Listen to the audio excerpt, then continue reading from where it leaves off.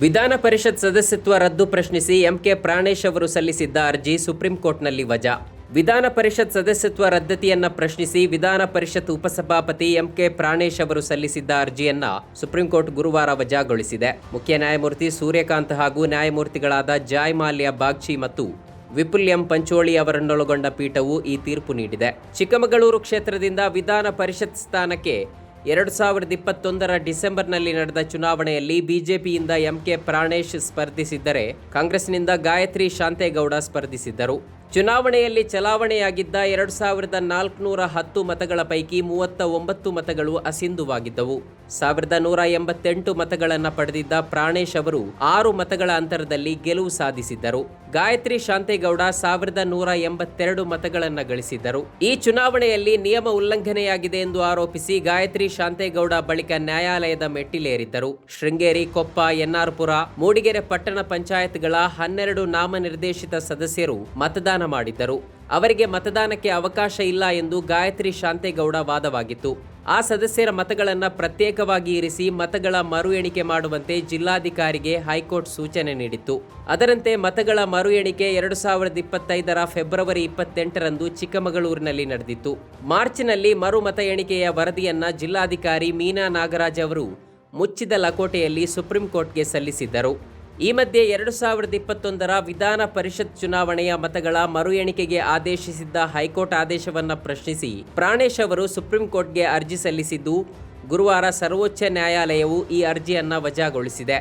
Supreme ಕೋರ್ಟ್ನ ಈ ತೀರ್ಪಿನ ಹಿನ್ನೆಲೆಯಲ್ಲಿ ಗಾಯತ್ರಿ ಶಾಂತೇಗೌಡ ಅವರಿಗೆ ಇನ್ನೂ 1.5 ವರ್ಷಗಳ ಕಾಲ ವಿಧಾನ ಪರಿಷತ್ ಸದಸ್ಯರಾಗಿ ಸೇವೆ ಸಲ್ಲಿಸುವ ಅವಕಾಶ ಲಭಿಸಿದೆ. ಈ ಕುರಿತು ಪ್ರತಿಕ್ರಿಯಿಸಿರುವ ಎವಿ ಗಾಯತ್ರಿ ಶಾಂತೇಗೌಡ ಅವರು, ವಿಧಾನ ಪರಿಷತ್ ಚುನಾವಣೆಯಲ್ಲಿ ನಾಮನಿರ್ದೇಶಿತ ಸದಸ್ಯರು ಮತ ಚಲಾಯಿಸುವ ಹಕ್ಕಿಲ್ಲ ಎಂಬ ಪ್ರಕರಣಕ್ಕೆ ಹೈಕೋರ್ಟ್ನ ಏಕಸದಸ್ಯ ಪೀಠ ಮತ್ತು ದ್ವಿಸದಸ್ಯ ಪೀಠದಲ್ಲಿ ನ್ಯಾಯ ಸಿಕ್ಕಿತು. ಇದನ್ನು ಪ್ರಶ್ನಿಸಿ ನಮ್ಮ ಪ್ರತಿಸ್ಪರ್ಧಿಯವರು ಸುಪ್ರೀಂ ಕೋರ್ಟ್ಗೆ ಮೊರೆ ಹೋಗಿದ್ದರು. ಸುಪ್ರೀಂ ಕೋರ್ಟ್ ಮರು ಮತ ಎಣಿಕೆಗೆ ಆದೇಶ ನೀಡಿತು. ಮರು ಎಣಿಕೆ ಕಾರ್ಯ ನಡೆದು 1.5 ವರ್ಷ ಕಳೆದಿದೆ. ಸುಪ್ರೀಂ ಕೋರ್ಟ್ನಲ್ಲಿ ಪ್ರತಿಸ್ಪರ್ಧಿ ಸಲ್ಲಿಸಿದ ಎಲ್ಲ ಅರ್ಜಿಗಳು ವಜಾಗೊಂಡಿದ್ದು, ನನ್ನ ಪರವಾಗಿ ಆದೇಶ ಬಂದಿದೆ. ನಾನು 7 ಮತಗಳಿಂದ ಗೆಲುವು ಸಾಧಿಸಿದ್ದು ನನಗೆ ನ್ಯಾಯ ಸಿಕ್ಕಿದೆ ಎಂದಿದ್ದಾರೆ. ಸುಪ್ರೀಂ ನನಗೆ ಹೈಕೋರ್ಟ್ನಲ್ಲಿ ಸಿಂಗಲ್ ಬೆಂಚು ಮತ್ತು ಡಬಲ್ ಬೆಂಚಲ್ಲಿ ನನ್ನ ಪರವಾದ ಒಂದು ನ್ಯಾಯ ಸಿಕ್ಕಿತ್ತು. ಏನೋ ನಾಮಿನಿ ವೋಟರ್ಸು ಒಟ್ಟು ಹಾಕಬಾರ್ದು ಅಂತ ಇತ್ತು, ಅದರ ನ್ಯಾಯ ಸಿಕ್ಕಿತ್ತು. ಅದನ್ನು ಪ್ರಶ್ನಿಸಿ ಸುಪ್ರೀಂ ಕೋರ್ಟಿಗೆ ಹೋದರು. ಸುಪ್ರೀಂ ಕೋರ್ಟಿಗೆ ಹೋದಂಥ ಸಂದರ್ಭದಲ್ಲಿ ನನಗೀಗ ಸುಪ್ರೀಂ ಕೋರ್ಟಲ್ಲಿ ಆದೇಶ ಮಾಡಿತು, ಏನು ನಮಗೆ ರೀಕೌಂಟ್ ಮಾಡಿ ಅಂತ. ನಾನು ಮೊದಲು ರೀಕೌಂಟ್ ಆಗಬೇಕು, ಆಮೇಲೆ ಬೇರೆ ಫಲಿತಾಂಶ ರೀಕೌಂಟ್ ಆಗಬೇಕು ಅಂತ ಹೈಕೋರ್ಟಲ್ಲೂ ಹೇಳಿದ್ರು. ಸುಪ್ರೀಂ ಕೋರ್ಟನ್ನು ನೀವು ಇದನ್ನು ರೀಕೌಂಟ್ ಮಾಡಿ ನಮಗೆ ಅದನ್ನು ಮುಚ್ಚಿದ ಲಕೋಟೆನಲ್ಲಿ ಸಬ್ಮಿಟ್ ಮಾಡಿ ಅಂತ ಹೇಳಿದರು. ಅದನ್ನು 1.5 ವರ್ಷ ಆಯ್ತು ಅದು ರೀಕೌಂಟ್ ಮಾಡಿ ಸಬ್ಮಿಟ್ ಮಾಡಿರೋದು. ಅವತ್ತೇ ನನಗೆ ಫಲಿತಾಂಶದ ಸೂಕ್ಷ್ಮ ನನಗೆ ಗೊತ್ತಾಗಿತ್ತು. ಇವತ್ತು ಅವರ ಅರ್ಜಿಗಳು ಏನೇನು ಕೊಟ್ಟಿದ್ರು ಅದನ್ನೆಲ್ಲ ವಜಾ ಮಾಡಿದ್ದಾರೆ. ವಜಾ ಮಾಡಿರೋದ್ರಿಂದ ನನ್ನ ಪರವಾದ ಒಂದು ರಿಸಲ್ಟ್ ಬಂದಿದೆ ಅಂತ ನಾನು ಅಂದ್ಕೊಂಡಿದ್ದೀನಿ. ಚಿಕ್ಕಮಗಳೂರು ಜಿಲ್ಲಾ ಕಾಂಗ್ರೆಸ್ ಅಧ್ಯಕ್ಷ ಅಂಶುಮಂತ್ ಅವರು ಮಾತನಾಡಿ, ಗಾಯತ್ರಿ ಶಾಂತೇಗೌಡ ಪರವಾಗಿ ಸುಪ್ರೀಂ ಕೋರ್ಟ್ ತೀರ್ಪು ಬಂದಿರೋದು ಸಂತಸವಾಗಿದೆ. ಈ ತೀರ್ಪು ಅನಿರೀಕ್ಷಿತವಲ್ಲ, ನಿರೀಕ್ಷಿತ. ನಮ್ಮ ಅಭ್ಯರ್ಥಿಗೆ ಅನ್ಯಾಯವಾಗಿದೆ ಎಂದು ನಾವು ಮೊದಲಿನಿಂದಲೂ ಹೇಳುತ್ತಿದ್ದೆವು. ಕೇಂದ್ರದ ಬಿಜೆಪಿ ಸರ್ಕಾರ ಚುನಾವಣಾ ಆಯೋಗವನ್ನು ತನ್ನ ಕೈಗೊಂಬೆಯಾಗಿ ಮಾಡಿಕೊಂಡಿತು.